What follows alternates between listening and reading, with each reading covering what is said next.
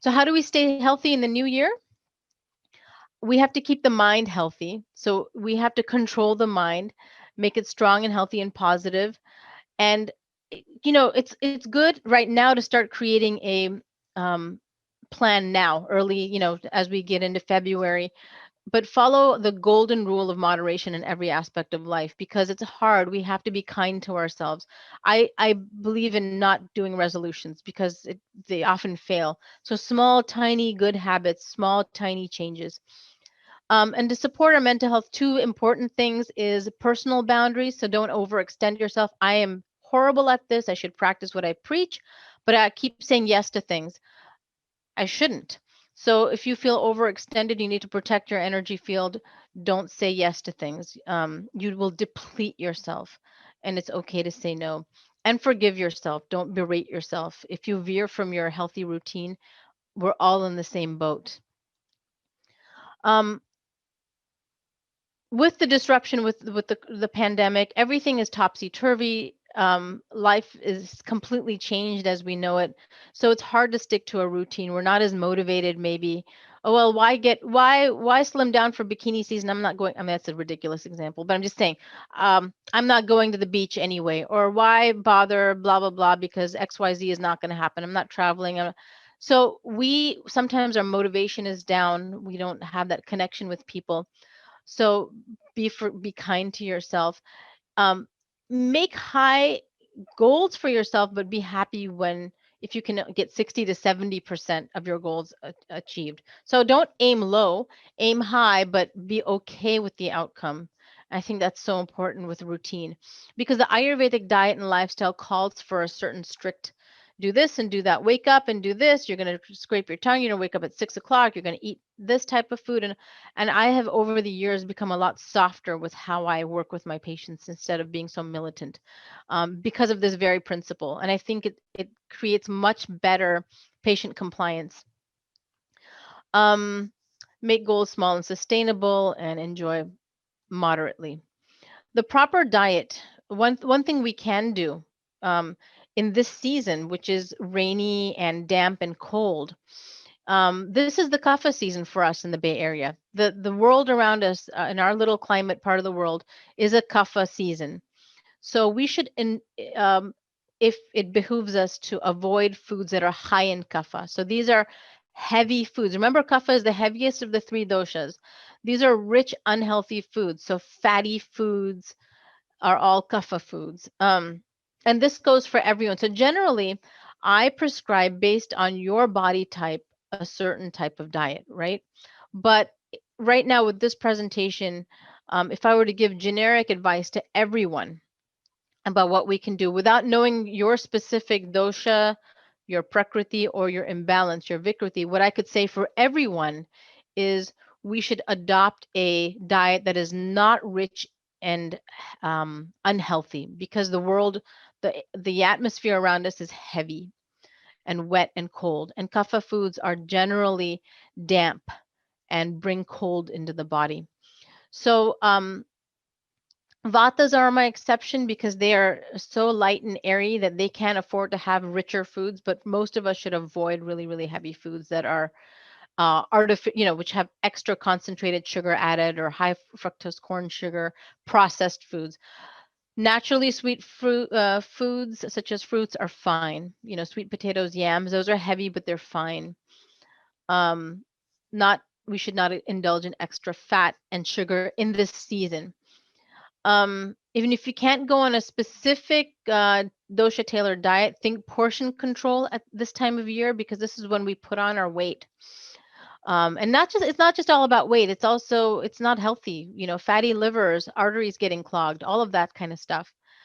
Um, so this is how we eat in order to keep our gastric fires strong too. And that's a different concept, which in 30 minutes, this is usually a 6-hour workshop. So I am really foaming at the mouth trying to get all this information out to you. But the goal of the Ayurvedic diet is to keep that agni, that digestive fire, strong. So this is really about keeping that digestive fire healthy because it can really die down. It can really be um, diminished, and then you're not cooking well in the body, so to speak, and then you get that toxic leaky gut.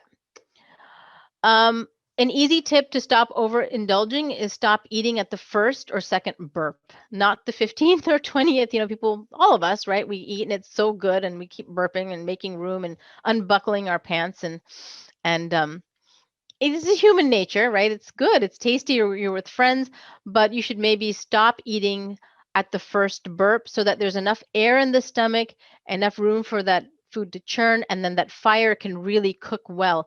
It's like a compost box. When you're making compost, it gets nice and hot in that compost pile if you turn that pile, right? You put oxygen in that pile. So similarly, the stomach needs a little bit of air in order for it to do its thing, in order for Agni, the digestive fire, to take that food, that raw food, and turn it into compost. It needs a little bit of space. So let those couple burps come out and then stop. If you keep eating, then you won't, you're overloading that fire. Another factor that we can all steer away from is drinking too much liquid with our meals. If you think of our digestive enzymes, they will be too dilute. And worse is ice cold liquids, so that each of these enzymes in our body, they perform optimally at a certain temperature range. So even from a Western perspective, we really affect those enzymes, which are proteins, and they work at a certain pH and certain temperature. So when we add ice cold water to our meals, then we really dampen the performance of those enzymes. But from an Ayurvedic perspective, we're extinguishing that fire and we're making it cold. And so we're not digesting and cooking properly. We need to get adequate exercise. It's hard in this weather. If it's bad, walk indoors. There are plenty of great indoor walks. On YouTube, I like Leslie Sansome. She has really some great indoor walks. She does like a 3-mile walk, just marching in place, which is really cute. There are lots of things you can do. And there's an old tradition called Shatta Pauli. Shatta means 100, Pauli means steps, which is 100 steps, and it's not literally 100, but it's a little bit of movement after meals. And so a lot of people you'll see in India will spill out into the parks and walk around the track a couple times after a meal, or walk up and down in their neighborhood after meals. And that's a very, very cultural thing. And it is shown to add to help regulate the glucose. Take care of your immune system. Stay up to date with your doctor's advice. Preventative care is important. Make sure you get enough sleep. We know how important sleep is for our immune system, and so much is cleaned out and repaired during sleep. The brain is flushed out during sleep. Stick with a routine as best as you can. This is really hard for some people, especially Vatas, because there's so much wind energy. They're all over the place. It's very, very, very hard for them to stick to a routine. And oftentimes they'll say, well, I'm too ADD or ADHD for that. And it's not that. Sometimes it's just they're too Vata, and their Vata is too high, and we need to bring it back down and harness that wind energy and make them that turbulence, and make them more regular in their sleep and in their passing of stool, all of that. And so when we put a Vata person with a routine, they do really well. And they resist it at first. Pittas are very like black and white. You give your Pitta a routine to do, and they're like, yes, ma'am, I'll do it. And they do it, and they bring me like a PowerPoint and Excel spreadsheet of what time they woke up and what time they ate. It's a personality thing. It's really cool to watch. But in general, Pittas tend to follow routine very well.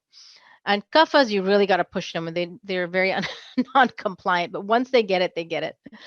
Listen to your body's wisdom. And I joke around. There's no right or wrong way to be. Every body type has its blessings and its curses. So I'm saying this with a lot of love. And I'm also a patient of Ayurveda myself. So listen to your body's wisdom. It's always talking to you. If you feel tired, we yawn, we're sleepy, but we still watch Netflix until 2 a.m. We're not listening to our body's cues, right?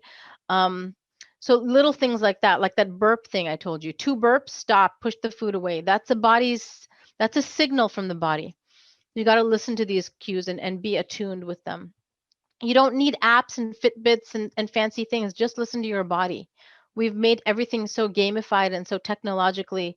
We've paralyzed ourselves as animals. We are so away from our own natural instinct because we think we need an app to monitor when we go to the bathroom and how much water we drink, and it's getting out of hand. So just listen to your own body. It's always talking to you.